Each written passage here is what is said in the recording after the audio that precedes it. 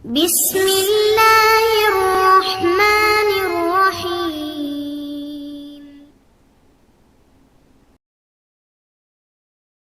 அஸ்ஸலாமு அலைக்கும் வரஹ்மத்துல்லாஹி வபரகாத்துஹு. அன்பிற்குரிய சகோதர சகோதரிகளே, நீங்களும் ஆலிம்களாகலாம் என்ற பாடத்தில் புதன் வியாழன் ஆகிய 2 நாட்கள் திருக்குர்ஆன் வசனத்தினுடைய நேரடி தமிழாக்கத்தையும் தேவைப்படும் விளக்கங்களையும் பார்த்து வருகிறோம்.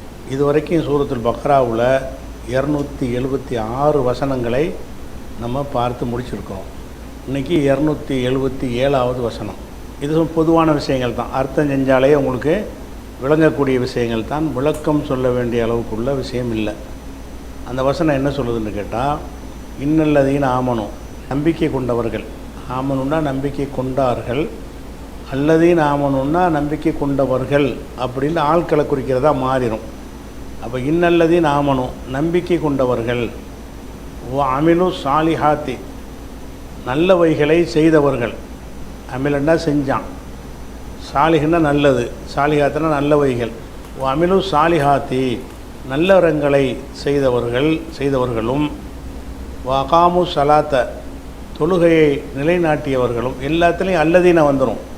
அல்லதீன ஆமனும், அல்லதீன அமிலு சாலிஹாத்தி, அல்லதீன அகாமு சலாத்தாண்டு ஒவ்வொன்றிலையும் இந்த அத்துப்பு செய்கிற காரணத்தினால அல்லதீனங்கிற கருத்தில் அடங்கிடும். அப்போ இன்னல்லதீன ஆமனும் நம்பிக்கை கொண்டவர்களும், ஒல்லதீன அமிலு சாலிஹாத்தி நல்லறங்கள் செய்தவர்களும், ஒல்லதீன அகாமு சலாத்த தொழுகையை நிலைநாட்டியவர்களும், ஒல்லதீன ஆத்தவு ஜக்காத்த, இந்த உள்ளதீனங்கிறது அங்கே அத்துப்புனால் கிடைக்கிறத நான் சேர்த்து வாசி சொல்கிறேன். ஆத்தவு ஜக்காத்த ஜக்காத்தை கொடுத்தவர்களும், லஹும் அவர்களுக்கு, அஜுருஹும் அவர்களுக்கு உரிய கூலி இருக்கிறது, இந்த ரப்பியும் அவங்களுடைய இறைவனிடத்தில் இருக்கிறது. யார் நம்பிக்கை கொண்டாங்களோ, நல்லறம் செஞ்சாங்களோ, தொழுகை நிலைநாட்டினாங்களோ, ஜக்காத்தை கொடுத்தாங்களோ, அவங்களுக்கு அவங்களுடைய இறைவனிடத்தில் கூலி இருக்கிறது. இப்படிங்கிறது மேம்போக்கான ஒரு அர்த்தம். இதில் கொஞ்சம் கூடுதலாக தெரிஞ்சுக்கிற ஒரு விஷயம் என்னன்னு கேட்டால், சில விஷயங்களை இப்போ நல்லறங்கள் செய்தார்கள் வருதில், அமிலு சாலிஹாத்தி இருக்குன்னு பாருங்கள். நல்லறங்களே செய்தார்கள், நல்லறங்கள் என்பதில் தொழுகை அடங்கும், நோன்பு ஜக்காத் அடங்கும்ல அடங்கும். இப்போ நல்லறம் செய்தார்கள் என்பதோடு நிறுத்தி கொண்டாலேயே எல்லாமே அதில் சேர்ந்துடும். ஆனால் அல்லாஹ் என்ன செய்கிறான்னு அதை ஒட்டி அமிலு சாலிஹாத் என்பதோடு சேர்த்து வகாமு சலாத்தை தொழுகை நிலைநாட்டுவார்களோங்கிறான். அப்போ இதுவும் நல்லறத்தில் உள்ளது தானே. வாத்தவு ஜக்காத்தை கொடுப்பார்களோ, இதுவும் நல்லறத்தில் உள்ளது தான். நல்லறத்தில் உள்ளதாக இருந்தாலும் ஏற்கனவே நல்லறம் செய்தார்கள் என்பதில் இது அடங்கிவிடும். இந்த வார்த்தை இல்லாட்டாலும் அந்த கருத்து வந்துடும்ல. இன்னல்லதீன ஆமனு யார் நம்பிக்கை கொண்டார்களோ, அமிலு சாலிஹாத் நல்லறம் செய்தார்களோ, லஹும் அஜ்ருஹும் இந்த ரப்பிஹும் அவங்களுக்கு இறைவன்ட்ட கூலி இருக்கின்றாலே கருத்து முழுமை அடைஞ்சிருது. ஆனாலும் இந்த நல்லறங்கள் செய்தார்கள் என்பதில் அடங்கிவிட்டாலும் முக்கியத்துவத்தை கருதி அதை பிரித்து சொல்கிறதுங்கிறது எல்லா மொழிகள்லையும் உள்ளது. இது கூறியது கூறல் அப்படிங்கிறதுல வராது. எல்லா மொழிகள்லையுமே பொதுவாக சிலரை சொல்லிவிட்டு குறிப்பாக சிலர் என்ன செய்வாங்க, சொல்வார்கள். ஒரு பொதுக்கூட்டம் நடக்குது, மக்கள்லாம் வந்துட்டாங்க, மந்திரிகள்லாம் வந்துட்டாங்க அப்படிங்கிறீங்க. மக்கள் வந்துட்டாங்க என்பதில் மந்திரி அடங்கத்தான் செய்வார். இருந்தாலும் மக்கள் வந்துட்டாங்கன்னு சொல்லிவிட்டு மந்திரிகள் வந்துட்டார்கள்னு சொல்கிறோம் இல்லையா, அந்த மாதிரி தான் இது. யார் வானவர்களுக்கு எதிராக இருக்கிறார்களோ, ஜிப்ரீலுக்கு எதிராக இருக்கிறார்களோ, மீக்காலுக்கு எதிராக அப்படின்னு குர்ஆனில் வசனம் இருக்குது. வானவர்கள் என்று சொன்னதிலே ஜிப்ரீல் மீக்கால் அடங்கிடுவார். ஆனாலும் குறிப்பிட்டு சொல்வதற்கு என்ன காரணம் என்றால், அதில் முக்கியத்துவம் வாய்ந்த ஒரு விஷயமாக இருந்தால் பொதுவாக சொன்னதில் அடங்கி இருந்தாலும் தனியாகவும் சொல்கிறதுங்கிறது வழக்கத்தில் உள்ள ஒன்று தான். எல்லா மொழிகளையும் எல்லா மக்களுடைய பேச்சு வழக்கிலையும் இருக்கக்கூடிய ஒன்று தான். அதனால் நல்லறங்கள் என்பதில் எல்லா நல்லறமும் அடங்கிட்டாலும், அதில் தொழுகையும் அடங்கிவிட்டாலும், ஜக்காத் அடங்கிவிட்டாலும், அந்த ரெண்டும் அந்த இருக்கிற நல்லறங்களில் ஒரு முக்கியத்துவமான நல்லறம், ரொம்ப ஒரு மேலான நல்லறம் அப்படின்ட்டு காட்டுவதற்கு தான் அதையும் நல்லா சொல்கிறான். இல்லாட்டி தேவையே இல்லை, அதில் அடங்கி போச்சுன்றலாம். திருப்பி ஒருக்கா பாருங்கள். இன்னல்லதீன ஆமனும் யார் நம்பிக்கை கொள்கிறார்களோ, அமிலு சாலிஹாத்தி நல்லறங்களை செய்கிறார்களோ, அகாமு சலாத்த தொழுகை நிலைநாட்டு, இது அடங்கிருச்சானா அமிலு சாலிஹாத்தில் இது அடங்கிரும். ஆனாலும் தொழுகை முக்கியமானது அப்படின்னு காட்டுவதற்காக வேண்டி பிரிச்சியும் சொல்லப்படுது. அகாமு சலாத்த தொழுகை நிலைநாட்டுகிறார்களோ, வாத்தவும் ஜக்காத்தையும் கொடுக்குறார்களோ, ஜக்காத்தை கொடுத்தார்கள் என்பதும் அமிலு சாலிஹாத்தில் அடக்கம்தான். இருந்தாலும் இந்த ரெண்டும் முக்கியத்துவம் வாய்ந்தது அப்படின்னு சொல்லிட்டு லஹும் அவர்களுக்கு இருக்கிறது, அஜுர்ஹும் அவங்களுடைய கூலி இருக்கிறது, இந்த ரப்பிஹும் அவங்களுடைய ரப்பிடத்தில் இறைவனிடத்தில் கூலி இருக்கிறது அப்படின்னு எல்லாம் முடிச்சிடறான்னா, அடுத்து உலா ஹவுஃபுன் அலைஹிம் அவர்கள் மீது எந்த ஒரு பயமும் கிடையாது, உலாஹும் யஹ்சனூன் அவர்கள் கவலைப்படவும் மாட்டார்கள். அவங்களுக்கு வந்து இந்த மாதிரி செஞ்சுட்டு வந்தாங்கன்னு சொன்னால் பயம் இருக்காது, கவலைப்பட மாட்டார்கள் என்பதுங்கிறதுக்கு அர்த்தம் என்னென்னு கேட்டால் ஆகிரத்தில் தான். துன்யாவில் இதெல்லாம் செஞ்சுக்கிட்டு வரவங்க கவலைப்படாமல் இருக்கிறாங்க. ரசூலுல்லாஹ் எவ்வளோ கவலைப்பட்டாங்களே, சஹாபாக்கெல்லாம் கவலைப்பட்டாங்களே, நிறைய அச்சுறுத்தலுக்கெல்லாம் ஆளானாங்களே. இந்த அச்சுறுத்தல் கவலை இதெல்லாம் வந்து உலகத்தில் இருக்கலாம். மறுமையில் போனால் எல்லாரும் பயந்து நடுங்கக்கூடிய நேரத்தில் இந்த காரியங்களை ஒழுங்காக செஞ்சவங்களுக்கு பயம் இருக்காது, நம்மளை நரகத்தில் போட்டுருவானோ அப்படிங்கிற கவலையும் இருக்காது, அந்த அச்சமும் இருக்காது, கவலையும் இருக்காது என்பது வந்து இது துன்யாவுக்குரியதாக எடுத்துக்கூடாது. உலா ஹவுஃபுன் அலைஹிம் அவர்கள் மீது பயமும் இல்லை, உலாகும் யஹ்சனூன் கவலைப்படவும் மாட்டார்கள் என்றால் என்ன எங்கன்னா ஆகிரத்தின்னு வச்சுக்கணும். எங்கே கவலைப்பட மாட்டாங்க? ஆகிரத்தில் வந்து நீங்கள் பயமற்ற ஒரு வாழ்க்கை, கவலை இல்லாத ஒரு வாழ்க்கைக்கு போயிடுவீங்க. தேர்வ மாட்டோமாங்கிற ஒரு அச்சம் உங்களுக்கு அந்த இடத்துல வராது. எப்போ வராது? ஈமான் இருக்கணும், நல்லறங்கள் செஞ்சுருக்கணும், குறிப்பாக தொழுகை ஜக்காத்தை கொடுத்துருக்கணும். இவர்களுக்கான ஒரு கூலியாக அல்லாஹ் சொல்லி காட்டுகிறான். அதனால் துன்யாவில் உங்களுக்கு ஒன்றும் வராதுன்னு கேரண்டிலாம் கிடையாது. நல்லவங்களுக்கு தான் அதிகமான துன்பங்கள்லாம் வரும், கவலை கண்டிப்பாக வரும். இந்த கவலையெல்லாம் உலகத்துடைய துன்பங்களில் வர்ற கவலை தானே தவிர ஆகிரத்தில் உங்களுக்கு எதுவுமே இருக்காதுங்கிற சொல்கிறான். இது அவ்வளோதான், பெருசாக வளர்க்க தேவையில்லை, ரொம்ப எளிதான ஒரு விஷயத்தை தான் எல்லாம் சொல்லி காட்டுறான்.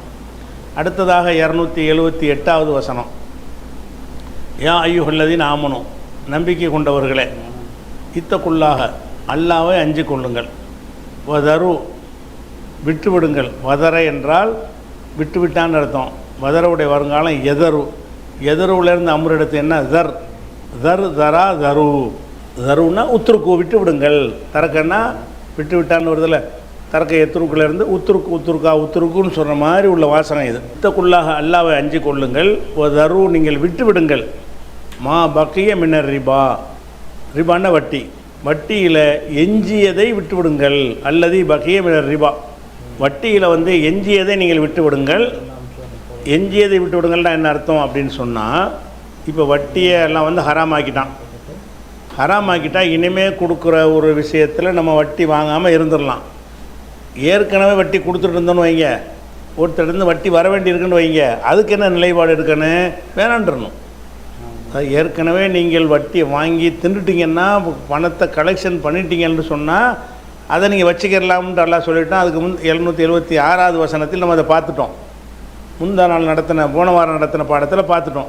இப்போ எல்லாம் என்ன சொல்கிறான்னு கேட்டால், நீங்கள் வட்டியில் இதை திருந்தும் பொழுது ஒரு ஆளுக்கு 1 லட்ச ரூபா கொடுத்துருப்பீங்க, பல மாதம் வட்டி வாங்கியிருப்பீங்க, இன்னும் பல மாதங்களுக்கு வட்டி வாங்குற நிலையில் இருப்பீங்க. இப்போ வட்டி ஹராம்னால இந்தாப்பா இதுக்கு பிறகு நீ அசலை மட்டும் கொடு, நீ வட்டியை தராத, எஞ்சிய வட்டின்னா தான் தரு நீங்கள் விட்டு விடுங்கள். மா பக்கிய மின்னர் ரிபா, வட்டியில் எஞ்சியதை வரவேண்டியதை பாக்கியா உள்ளதையெல்லாம் விட்டுருங்க. யாருக்கு நீங்கள் கடன் கொடுத்துருந்தாலும் சரி, திருந்துவதாக இருந்தால் இது ஏற்கனவே செஞ்ச அக்ரிமெண்ட்டு நீங்கள் பார்க்கக்கூடாது. திருந்துறதாக தான் என்ன செய்யணும், அதன் இதுவரைக்கும் வந்த வட்டியை நான் வச்சுக்கிறேன், போயிட்டு போகுது, பிரச்சனை இல்லை. இனிமேல் ஒன்றிருந்து வர வேண்டிய வட்டியாக இருந்தால் அது எனக்கு தேவையில்லை என்று நீங்கள் சொல்லிடணும். இன் குன்தும் மூமினீன், நீங்கள் மூமின்களாக இருந்தால் வரவேண்டிய வட்டியை விட்டு விடுங்கள், அல்லாஹ்வை பயந்துக்கிறங்க, வரவேண்டிய வட்டியை விட்டு விடுங்கள்னு எல்லாம் சொல்லி காட்டுறான். அப்போ ஏற்கனவே நீங்கள் வட்டிக்கு பேசி ஒப்பந்தம் பண்ணியிருந்தாலும் அசலை மட்டும்தான் வாங்கணும். அடுத்ததாக 279 எல்லாம் சொல்லி காட்டுறான், இல்லம் தஃபாலு, அப்படி நீங்கள் செய்யாவிட்டால், அதாவது எஞ்சி வர வேண்டிய வட்டியும் தாடான்னு போய் கேட்குறீங்க. ஏற்கனவே வட்டி வாங்கினீங்க, அது ஓகே, அதை ஹராமாக்குறதுக்கு முன்னாடி உள்ள ஒரு விஷயம். இப்போ ஹராமாக ஆக்கியாச்சு, இதுக்கு பிறகு நீங்கள் வந்துக்கிட்டு வட்டியை தாண்டு கேட்டிங்கன்னு சொன்னால் அதனுடைய நிலைமை என்னென்னு எல்லாம் சொல்கிறான். ஒயின்லம் தஃப் அலு, நீங்கள் செய்யவில்லையானால், எதை செய்யவில்லையானால், ஏற்கனவே சொன்னபடி எஞ்சிய வட்டியை விட்டுவிடவில்லையானால் ஃபதனு, நீங்கள் அறிவித்து விடுங்கள், பி ஹர்பி மினல்லாஹி வ ரசூலிஹி, அல்லாஹ்விடமிருந்தும் ரசூலிடமிருந்தும் உள்ள ஒரு போருக்கு நீங்கள் அறிவிப்பு செய்யுங்கள். போர் பிரகடனம் செய்யடா, நீ வந்து வட்டி வாங்க வேணான்னு நான் சொல்கிறேன், நீ அதிலிருந்து விடுபட மாட்டாமல் என்ன செய்கிற, தர வேண்டிய வட்டியெல்லாம் தாங்கன்னு கேட்குற. அப்படி கேட்பாயானால் உங்களுக்கு வந்து ஃபதனும் டிக்ளேர் பண்ணுங்கள், அறிவித்து விடுங்கள், ஹர்பி மினல்லாஹி வ ரசூலிஹி, அல்லாஹ்விடமிருந்தும் ரசூலிடமிருந்தும் ஒரு போருக்கு நீங்கள் அறிவிப்பு செய்யுங்கள். சண்டைக்கு வரேன்னு டிக்ளேர் பண்ண, ரெண்டும் ஒன்று தான். நீ வட்டி வாங்குறது ஒன்று தான், அல்லாஹ்வை எதிர்த்து நான் சண்டைக்கு போகிறேன் என்பது ஒன்று தான். அதை அறிவித்து விடுங்கடா, அது மாதிரி உள்ள விஷயம் அப்படின்னு நல்லா என்ன செய்கிறான், கட்டும் கோபமான பேர். எதுக்கும் இப்படி வார்த்தையெல்லாம் பயன்படுத்தலை. நீங்கள் வட்டி வாங்கினீங்கன்னா அல்லாஹ்வுக்கு எதிராக யுத்தம் செய்கிற, நீ யுத்தத்துக்கு டிக்ளேர் பண்ணுற, நீ என்கிட்ட நீ சண்டைக்கு வரது தயாராகிறன்னு அர்த்தம். அப்படிங்கிற அளவுக்கு கடுமையாக எல்லாம் என்ன செய்கிறான், இந்த விஷயத்தை சொல்கிறான். சொல்லிவிட்டு பொயின் துபுத்தும், நீங்கள் திருந்தி கொண்டீர்களேயானால் நீங்கள் தௌபா செஞ்சிட்டீங்க, இனிமேல் வட்டி வாங்குறது இல்லைண்டு. ஆனால் நிறைய பேருக்கு பணத்தை கொடுத்துருப்பீங்க, அதையும் தள்ளுபடி பண்ணணும்னு தேவையில்லை, அசலை வாங்கிக்கிறங்க. ஒயின் துபுத்தும், நீங்கள் தௌபா செய்து விட்டீர்கள் என்று சொன்னால் ஃபலக்கும், உங்களுக்கு இருக்கிறது ரூஸ் அம்பாலிக்கும், உங்களுடைய செல்வங்களில் மூலதனம். மூலதனம்னா அசல் பணம் இருக்குல்ல, ரசுன்னா தலை, தலைன்னா மூலதனம். ரூஸ் அம்பாலிக்கும், உங்களுடைய செல்வங்களுடைய மூலதனமான பொருள் வந்து உங்களுக்கு சொந்தம். அப்போ ஒருத்தனுக்கு நீ வட்டி கொடுத்துருந்தீங்கன்னு சொன்னால் வட்டியைத்தான் நீ வாங்கக்கூடாதே தவிர, கொடுத்த கடன் என்ன செஞ்சிடனே, வட்டியை இல்லாமல் எனக்கு ரூபாய் திருப்பி தந்துரு அப்படின்னு கேட்கணும். லா தள்ளலி மூண, நீங்களும் அநியாயம் செய்ய மாட்டீர்கள். ஒலா துள்ளல மூண, உங்களுக்கும் அநியாயம் செய்யப்படாது. ரெண்டும் நடந்தது. அதான் அசலே தள்ளுபடி செய்ய சொன்னு வைங்க, இவனுக்கு அநியாயமாக போயிடும். வட்டி இன்றைக்கி ஹராமாக்கிட்டீங்க, ஹராமாக்கினால் வட்டி கொடுத்த கடன் எல்லாம் தள்ளுபடி அப்படின்னு சொன்னானே, அதனால் இவனுக்கு லாஸ் ஆயிரும். அதனால் அவன்கிட்ட வந்து நீ வட்டியும் சேர்த்து கொடுன்னு சொன்னால் அவனுக்கு அநியாயமாயிரும். அப்போ எல்லாம் என்ன சொல்கிறான்னு கேட்டால், யாருக்கு அநியாயம் இல்லாத முடிவு என்னன்னு கேட்டால், அசலை வாங்கிக்க, வட்டியை விட்டுரு, அதுதான் விஷயம். ஒயின் துபுத்தும், நீங்கள் திருந்தி கொண்டீர்களே என்னால். தாப என்பதனுடைய முன்னிலை பன்மை. தாபா தாபு, தாபத்தா துபுன, துபுத்துமா துபுத்தும். தாபன்னா மன்னிப்பு கேட்டான், திருந்தினான். ஒயின் துபுத்தும், நீங்கள் வந்து திருந்தி விட்டீர்கள் என்று சொன்னால் வழக்கும் உங்களுக்கு உரியதாகவும் ரூஸ் அம்பாலிக்கும், உங்கள் செல்வங்களில் மூலதனமாக உள்ளது அசல் பணம் உங்களுக்கு சொந்தம். லா தள்ளுரி மூண, நீங்களும் அநியாயம் செய்ய மாட்டீர்கள், அநியாயம் செய்யக்கூடாது. உலா துள்ளர மூண, நீங்கள் அநியாயம் செய்யப்படவும் மாட்டீர்கள். அதாவது உங்களுக்கும் அநியாயம் செய்யக்கூடாது. உங்களுக்கு வட்டிக்கு கொடுத்தீங்களா, உங்களுக்கும் அநீதி இழைக்கக்கூடாது. அதனால நீங்கள் அவனுக்கு அநீதி இழைச்சிடக்கூடாது. அதுக்கு என்ன பேலன்ஸான வழி என்ன, அசலை மட்டும் வாங்கி கொண்டோமே ஆனால் யாருக்கு எந்த அநியாயம் இல்லை. என் காசை நான் வாங்குகிறேன், அசலோடு சேர்த்து வட்டியை வாங்கணுன்னு சொன்னால் அநியாயம் செய்கிறப்ப, அப்போ அநியாயம் நீங்களும் செய்யக்கூடாது, உங்களுக்கு அநியாயம் செய்யப்படவும் கூடாது என்று சொல்லி அந்த ஒரு சட்டத்தையும் எல்லாம் சொல்லிடுறான். இது 279. இதனால தான் ரசூலுல்லாஹ் என்ன செய்கிறாங்கன்னு கேட்டால், இறுதி ஹஜ்ஜில் அவங்க சொன்ன முக்கியமான பாயிண்டை மட்டும் எடுத்து போடுறேன் பாருங்கள். ஒரு ரிபல் ஜாஹிலியத்தி, அறியாமை காலத்தில் உள்ள ரிபா வட்டி, மௌலூன் தள்ளுபடி செய்யப்பட்டது. வலான்னா தள்ளுபடி செய்கிறது.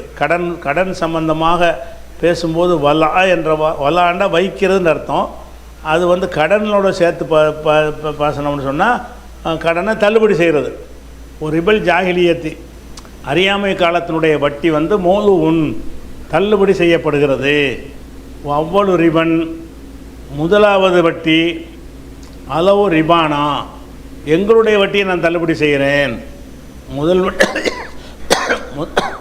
முதல் வட்டியாக எங்கள் வட்டியை நான் தள்ளுபடி செய்கிறேங்கிறாங்க.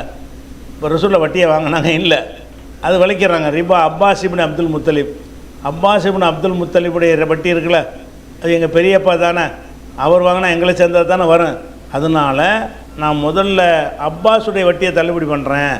நீங்கள் யாரெல்லாம் அப்பாஸ்கிட்ட வட்டி கடன் வாங்கியிருந்தீர்களோ நீங்கள் அசலை மட்டும் கொடுத்துருங்க, அவர்கிட்ட பேசினபடி நீ வட்டி கொடுக்க வேண்டியதில்லை அப்படின்னு ரசூலுல்லாஹ் சொல்கிறாங்க. ஒரு ரிபல் ஜாஹிலியத்தி மௌலூன், ஜாஹிலியாக முஸ்லீமில் வரக்கூடிய ஒரு ஹதீஸுடைய துணுக்கு இது. ஒரு ரிபல் ஜாஹிலியத்தி மௌலூன், அறியாமை காலத்துடைய வட்டி வந்து மௌலூன் தள்ளுபடி செய்யப்பட்டுவிட்டது. அவ்வளவு ரிபன் அளவு, நான் வந்து தள்ளுபடி செய்கிற முதலாவது வட்டி ரிபானா எங்களுடைய வட்டியாகும். அவ்வளவு ரிபன் அளவுனா அந்த நான் தள்ளுபடி செய்கிற வட்டி. அவ்வளவு ரிபன் அளவு, நான் தள்ளுபடி செய்கிற முதலாவது வட்டி வந்து ரிபானா எங்களுடைய வட்டியாகும்.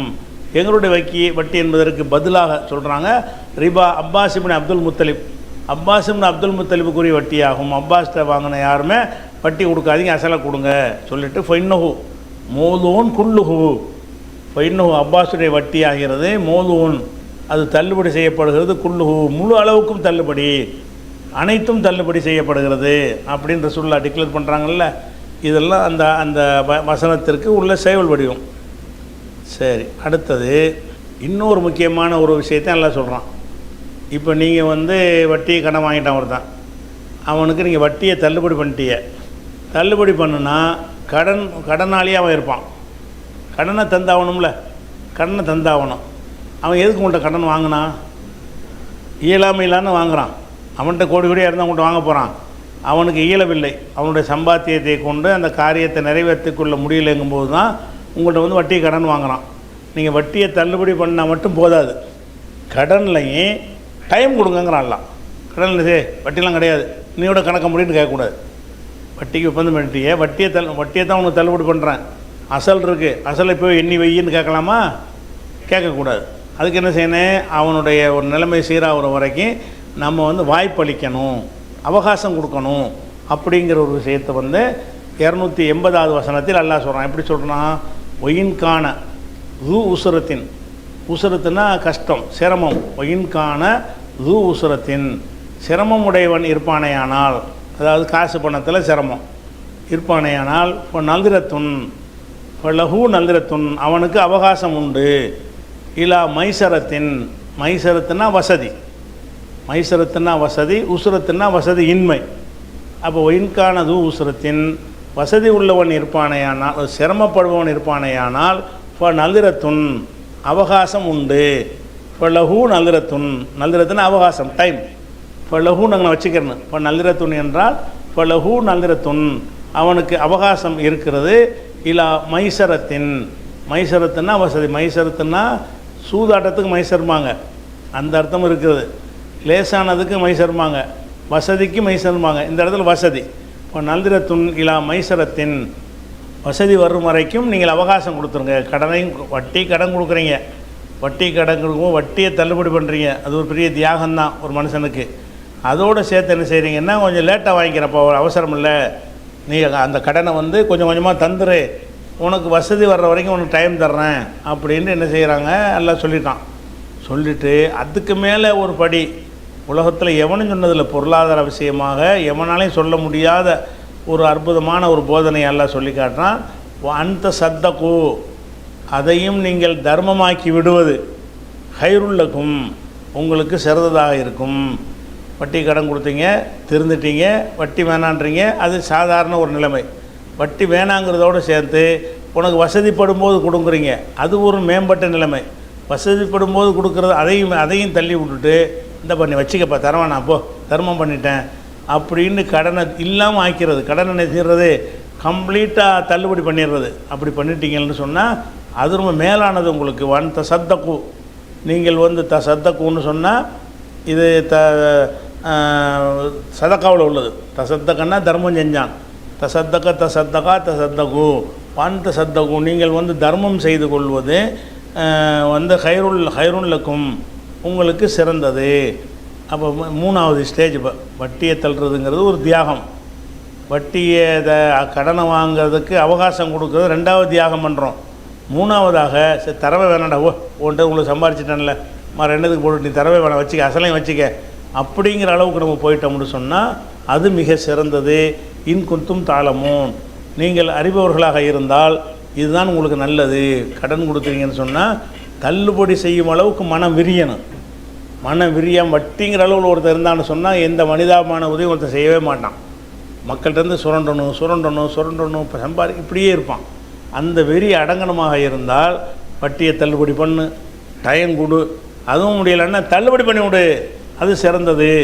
இப்படியான ஒரு பண்பாட்டில் நம்மளை ஊக்குவிக்கப்பட்ட காரணத்தினால தான் நம்மளால் வந்து வேறு சமுதாயங்களை விட அதிகமாக உதவிகள் செய்ய முடியுது.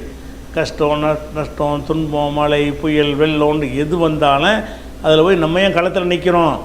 நம்ம பிறருக்கு உதவி செய்தல் என்பது வந்து நமக்கு ஒரு கடமையாக்கப்பட்டிருக்குன்னு விளங்கி வச்சுருக்கிறோம். வட்டியில் உள்ள எவனாலும் இதெல்லாம் செய்ய முடியாது, எல்லாத்தையும் கணக்கு பார்ப்பான். அப்போ அப்படிப்பட்ட அற்புதமான ஒரு அறிவுரையை இந்த 280 எல்லாம் சொல்லி காட்டுறான். இந்த விஷயமாக கூடுதலாக சில விஷயங்களை நம்ம ஹதீஸுகளை உங்களுடைய முறை பயான் நிகழ்த்துவதற்கு தேவைப்படும் என்பதற்காக வேண்டி அதையும் சொல்லிடுறோம். இந்த வட்டியை கடனை தள்ளுபடி பண்ணுறதுல அது எவ்வளோ பெரிய நன்மை தரக்கூடிய காரியம் என்பதை ரசூலுல்லாஹ் சொல்கிறாங்க. புகாரியில் 2078வது ஹதீஸில் சொல்கிறாங்க. என்ன சொல்கிறாங்கன்னா, கான தாஜிருன், ஒரு வியாபாரி இருந்தான். வியாபாரிங்கிறது ரசூலுல்லாஹ் காலத்துக்கு முந்தின சமுதாயம். இது புகாரில் வரக்கூடிய ஹதீஸ். கான தாஜிருன், ஒரு வியாபாரி இருந்தான். யுதாயினுன் நாச, மக்களுக்கு கடன் கொடுக்கும் வியாபாரி இருந்தான். யுதாயினுன்னா தைன், கடன். யுதாயினுன் நாச, மக்களுக்கு கடன் கொடுக்கக்கூடிய ஒரு வியாபாரி கடந்த மிம்மன் காண கபலக்கும், உங்களுக்கு முந்தைய சமுதாயத்தில் இருந்தான்னு வச்சுக்கிறணும். இருந்தான்னா இப்போ இருந்தான், முந்தைய சமுதாயத்தில் ஒருத்தன் இருந்தான். அவன் என்ன செய்வான்னு கேட்டால், ஃபைதாரா மோசிரன், கஷ்டப்படுபவனை காணும் பொழுது, கடன் கொடுத்துட்டானா திருப்பி கேட்டான், அவனுக்கு கடன் தரதுக்கு முடியலை, பார்த்தா தெரியுது அவனுக்கு தர முடியலன்னு தெரியுது. அப்போ கஷ்டப்படுபவனை காணும் பொழுது காலலை ஃபித்தியானிகி, தன்னுடைய ஊழியர்களுக்கு, ஃபத்தா என்பவருடைய ஜம்மு ஃபித்தியான். ஃபத்தான்னு சொன்னால் அடிமைன்ற அர்த்தம், இளைஞன்ற அர்த்தம். ஒரு ஆளுடைய ஃபத்தான்னு சொன்னால் அவருடைய ஊழியர்ன்ற அர்த்தம். காலலை ஃபித்தியானிகி, தன்னுடைய ஊழியர்களுக்கு அவர் சொன்னார், தஜாவசு அன்ஹு, அவரை தள்ளுபடி பண்ணிவிட்டு. தஜாவசன்னா கடனை தள்ளுபடி பண்ணுறது. தஜாவசு அன்ஹு, அவரை விட்டும் நீங்கள் தள்ளுபடி செஞ்சுருங்க, கஷ்டப்படுறான், வசூல் பண்ண போகாதீங்க அவன்கிட்ட.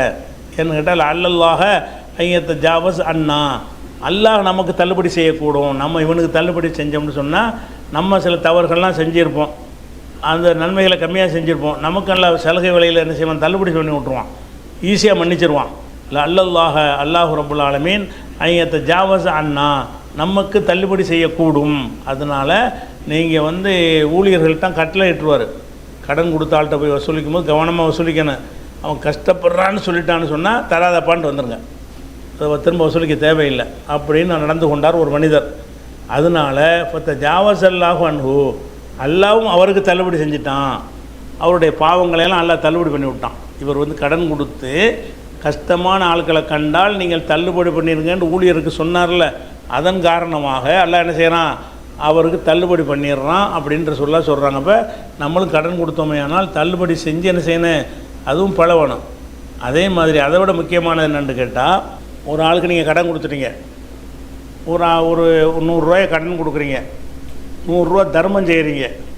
இந்த ரெண்டில் எதுக்கு அதிக நன்மை என்று கேட்டால், நீங்கள் எல்லாருமே சொல்லுவீங்க தர்மத்துக்கு தான் நன்மைண்டு.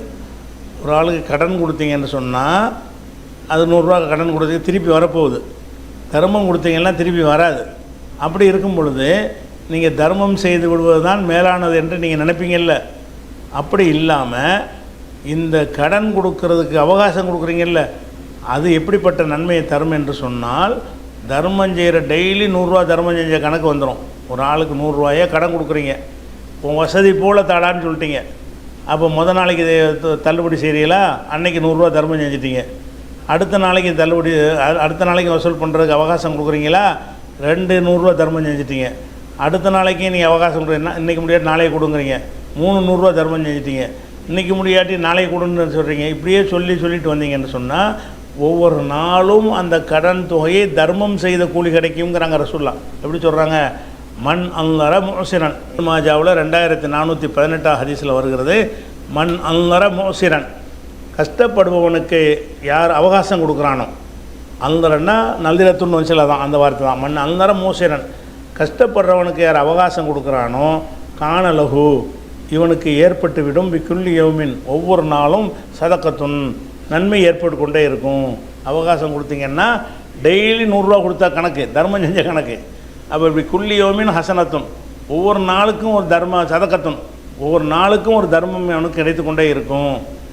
அதுக்கப்புறம் ஒமன் அல்லரஹு பாத ஹெல்லிஹி, அந்த கடனுடைய டைம் வந்ததுக்கு பிறகு யார் அவகாசம் கொடுக்குறானா, கடன் கொடுக்குறோம்னு சொன்னால் பொதுவாக சும்மா கொடுக்க மாட்டாங்க. எவ்வளோ நாளில் தருவேன்னு கேட்பாங்க. நான் 1 மாதத்தில் தந்துடுறேன், அல்லது ஒரு 6 மாதத்தில் தந்துடுறேன், அல்லது 10 நாளில் தந்துடுறேன்னு ஏதோ ஒரு டைம் விடுவோம்ல. அந்த டைம் வந்த பிறகு நீங்கள் அவகாசம் கொடுத்தீங்கன்னு சொன்னால் அதுக்கு தான் அந்த நன்மைங்கிறாங்க. ஒமன் நல்ல ரகு பாத ஹெல்லிஹி, ஹெல்லுன்னா அந்த அவகாசம் முடிந்த பிறகு யார் அவகாசம் கொடுக்குறானோ, 10 நாள் முடிஞ்சு போச்சு, சொன்ன டயத்துக்கு தர முடியல, மேலும் 10 நாள் வச்சுக்க அப்படிங்கிறீங்க. அப்படி செஞ்சால் காணலஹு மிஸ்லுஹு ஃபீ குல்லி யௌமின் சதக்கா, ஒவ்வொரு நாள்லேயும் ஒரு சதக்கா அவனுக்கு ஏற்பட்டு கொண்டே இருக்கும் அப்படின்ற சொல்கிறாங்க.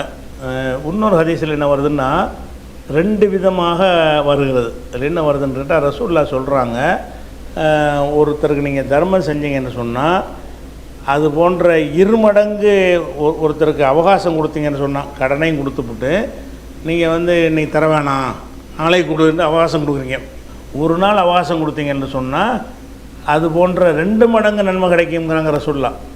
சொன்ன ஹதீஸில் 1 மடங்கு தான். 100 ரூபாய் கடன் கொடுத்து அதை தருவதற்கு அவகாசம் கொடுத்தீங்கன்னு சொன்னால் ஒரு நாள் அவகாசம் கொடுத்தா ஒரு 100 ரூபா தர்மத்துடைய கூலி கிடைக்கிறது அப்படின்னு உள்ள ஹதீஸில் வந்துச்சா. இதில் என்ன வருதுன்னு கேட்டால் 2 மடங்கு நன்மைங்கிறாங்க. 100 ரூபா தர்மம் 100 ரூபாய் கடன் கொடுத்தியா, அவனுக்குரிய டைம் அவன் தரலையா, நீ தள்ளுபடி இன்னொரு அவகாசம் கொடுத்தீன்னு சொன்னால் அது போன்ற 200 ரூபா நன்மை கிடைக்கும், 2 மடங்கு கிடைக்கும்னு சொல்கிறாங்க. அப்போ சஹாபாக்கள் கேட்குறாங்க, அல்லாஹ்வுடைய தூதரை, இதே விஷயத்தை நீங்கள் முன்னாடி பேசும்போது வேறு மாதிரி சொன்னீங்களே, ஒரு கடனுக்கு அவகாசம் கொடுத்தா 1 மடங்குன்னு தானே சொன்னீங்க, இப்போ 2 மடங்குன்னு சொல்கிறீங்களே அப்படின்னு சஹாபாக்கள் கேட்குறாங்க. அப்போ ரசூலுல்லாஹ் செய்கிறாங்க, ரெண்டுமே உண்மை தான். இந்த 1 மடங்கு நன்மை யாருக்கு கிடைக்கும், 2 மடங்கு நன்மை யாருக்கு கிடைக்குங்கிறத வேறுபடுத்துகிறாங்க. எப்படி, ஒரு ஆளுக்கு நான் கடன் கொடுத்துட்டேன், விளங்கின பிறகு வச்சா ஹதீஸ் விளங்கும். ஒரு ஆளுக்கு நான் கடன் கொடுத்துட்டேன், எவ்வளோ 10,000 ரூபா கடன் கொடுத்துட்டேன். இந்த 10,000 கடன் கொடுத்துட்டு 1 மாதம் அவகாசம் கொடுக்குறேன். அந்த 1 மாதம் வரைக்கும் நான் அவன்கிட்ட கேட்க முடியாது அவகாசம் கொடுத்ததுனால. இந்த கொடுத்த அவகாசத்துக்கு 1 மாதம் கொடுத்தீல் அவகாசம் ஆரம்பத்திலேயே, அதுக்கு தான் 1க்கு 1 நன்மை. 100 ரூபா கொடுத்தா 100 ரூபா நன்மை அப்படியே கிடைக்கும். அதே நேரத்தில் 1 மாதம் முடிஞ்சு போச்சு, அவன் கடன் தர வேண்டிய நாள் நெருங்கிருச்சு. அப்போ போய் கேட்குறோம், என்னப்பான்னு சொல்லி, இல்லைங்க முடியலைங்க, நான் எவ்வளோ கஷ்டப்பட்டேன் தர முடியலை அப்படிங்கிறான். அப்படியா, அந்த இன்னொரு மாதம் வச்சுக்கேன்னு தள்ளுபடி பண்ணுறோம். அதான் அவகாசத்தை நீடித்து கொடுக்குறோம். இதுக்கு 2 மடங்கு நன்மை. அதாவது எந்த நேரத்தில் கடன் கொடுக்கணும்னு ஒப்பந்தம் செய்யப்பட்டுச்சோ அது வரைக்கும் கொடுத்த அவகாசத்துக்கு தான் 1க்கு 1ங்கிற நன்மை, தர்மம் செஞ்ச நன்மை. நீ டைம்லாம் முடிஞ்ச பிறகு அவகாசம் யாரும் கொடுக்க மாட்டான் பொதுவாக. அதான் டைம் முடிஞ்சிச்சு எண்ணி வைடான்னு சொல்லிடுவாங்க. டைம் முடிஞ்ச பிறகும் ஒருத்தன் தர முடியலைன்னு கஷ்டப்படுறான்னு சொன்னால் நீ என்ன செய்யணும், அப்போவும் தள்ளுபடி பண்ணேன்னு வையி. இப்போ என்ன ஆகுன்னு கேட்டால், ஒரு நாள் எக்ஸ்ட்ரா அவகாசம் கொடுத்ததுக்கு 200 ரூபா கிடைக்கும். 100 ரூபாய்க்கு 200 ரூபாய் தர்மம் செஞ்ச நன்மை. 1 லட்ச ரூபா கொடுத்தீங்கன்னு சொன்னால் 2 லட்ச ரூபா தர்மம் செஞ்ச நன்மை கிடைக்கும். அப்போ 1 லட்ச ரூபாய்க்கு 1 லட்சம் தர்மம் செஞ்ச நன்மையும் கிடைக்கும். அது ஒரு கேட்டகரி. 1 லட்ச ரூபாய்க்கு இது அவகாசம் கொடுத்தீங்கன்னு சொன்னால் அது 2 லட்சம் தர்மம் செஞ்ச நன்மை கிடைக்கும். அது ஒரு கேட்டகரி. என்ன கேட்டகரி என்றால், எந்த டயத்துக்குள்ளே கொடுக்கணும்னு பேசப்படுகிறதோ அந்த டயத்து வரைக்கும் உள்ள முதல் அவகாசம் இருக்கு இல்லையா, அந்த முதல் அவகாசத்துக்கு தான் 1க்கு 1ங்கிற நன்மை கிடைக்கிறது. அதே நேரத்தில் அவகாசம் முடிஞ்ச பிறகு மேலும் அவகாசம் கொடுக்குறான்ல, இப்போ இவனுக்கு என்னென்னா 1க்கு 2 கிடைக்கும் அப்படிங்கிறாங்க. அது எப்படின்னு வருதுன்னாட்டா, மண் அங்கர மூசிரன், யார் கஷ்டப்படுறவனுக்கு அவகாசம் கொடுக்குறானோ ஃபலஹு, அவனுக்கு இருக்கிறது பிக்குல்லி யோமின், ஒவ்வொரு நாளைக்கும் மிஸ்லிஹி சதகா, அது போன்ற ஒரு நன்மை இருக்கிறது. 100 ரூபாய்க்கு கொடுத்துட்டீங்கன்னா டெய்லி 100 ரூபா தர்மம் செஞ்ச நன்மை கிடைக்கும். யாருக்கு, மூசிருக்கு, ஏழைக்கு அவகாசம் கொடுக்குறது அப்படின்னு சொன்னாங்க. அப்போ அவர் சொல்கிறார், சும்மா சமயத்துக்கு யக்கூலு, பிறகு ரசூலுல்லாஹ் சொல்ல நான் கேட்டேன். ஒரு தடவை இப்படி சொல்லிட்டாங்க ரசூலுல்லாஹ். 2வது என்ன செய்கிறாங்கன்னு கேட்டால், மண் அங்கர மூசிரன், யார் கஷ்டப்படுறவனுக்கு அவகாசம் கொடுக்குறானோ ஃபலஹு பிக்குல்லியோமின், அவனுக்கு ஒவ்வொரு நாளைக்கும் மிஸ்லைஹி சதகா, மிஸ்லுனா ஒருமை, மிஸ்லைஹின்னா 2 மடங்கு, மிஸ்லைஹி சதகா, அது போன்ற 2 மடங்கு தர்மம் செஞ்ச நன்மை கிடைக்கும் அப்படின்ட்டு ரசூலுல்லாஹ் சொன்னாங்க. அப்போ குல்த்து, நான் கேட்டேன், சமயத்துக்கு யாரை சொல்லலாம் தக்கூலு, அல்லாஹ்வுடைய தெரு நீங்கள் சொல்கிறது நான் கேட்டிருக்கிறேனே, மண் அந்தர மூசிரன் ஃபலஹு பிக்குல்லி யௌமின் மிஸ்லிஹி சதகா, அது போன்று சதக்கான்னு தானே ஏற்கனவே சொல்லியிருந்தீங்க. சும்மா சமயத்துக்கு தக்கூலு, பிறகு நீங்கள் சொல்கிறீங்க மிஸ்லைஹி சதகா, 2 மடங்குன்னு சொல்கிறீங்களே, இது எப்படி அப்படின்னு கேட்குறாங்க. அப்போ ரசூலுல்லாஹ் சொல்கிறாங்க, பிக்குல்லி யௌமின் சதகா, ஒவ்வொரு நாளைக்கு 1 சதகா என்று சொல்வது கப்ல ஐயஹில்ல தைனு, கடன் கொடுக்குற அவகாசம் வருவதற்கு முந்தி தான், முந்தி கொடுக்குற அவகாசம் இருக்குல்ல அதுதான். பைதா ஹல்ல தைனும், அவகாசம் முடிஞ்சிருச்சின்னு சொன்னால், கடனுக்குரிய அவகாசம் வந்துவிட்டது என்று சொன்னால், பந்தரகு அப்பவும் அவகாசம் கொடுத்தானே, ஆனால் ஃபலஹு பிக்குல்லி யௌமின் மிஸ்லைஹி சதகா, அவனுக்கு ஒவ்வொரு நாளைக்கு 2 மடங்கு நன்மை கிடைக்கும் என்று என்ன செய்கிறாங்க, அது சொல்கிறாங்க. அதனால் இந்த ஒரு கடனுக்கு தள்ளுபடி பண்ணுறவுடைய நன்மைகளை நம்ம என்ன செய்யணும், விளங்கி கொள்ளணும். இது பற்றிய கொஞ்சம் கூடுதல் விவரம் இருக்கிறது. இன்ஷா அல்லாஹ் அதை நாளைக்கு பார்க்கலாம். அஸ்ஸலாமு அலைக்கும்.